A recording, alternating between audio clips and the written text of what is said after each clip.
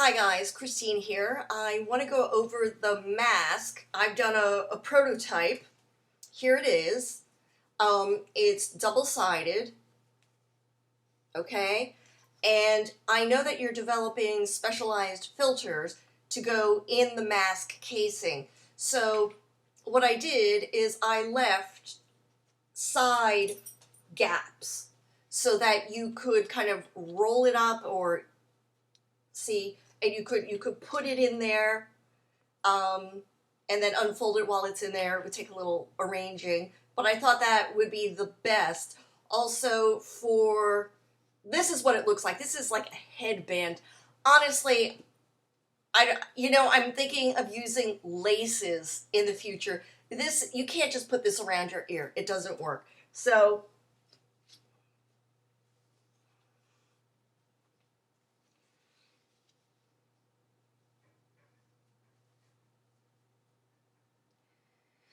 I don't know, I guess we need to do something with this too.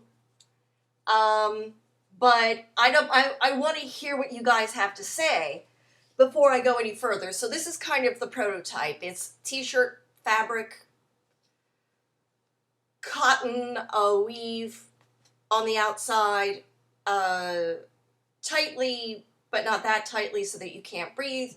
And if you just let me know what adjustments we need to make to the prototype before I sew 75 things that you can't use, okay? And so that's it. It's this. Okay, what is that? Oh, for God's sake. You can tell I do this all the time. And then this is the inside, okay? And I don't have that much elastic left, and I don't think this is particularly good anyway. It won't fit around your ear. So get back to me with your thoughts on the prototype. Should I, instead of leaving room for the sideways, should I leave a gap on the bottom so that you could fold it up from there? And then just sew this part and this part. Okay, so right now the sides are open.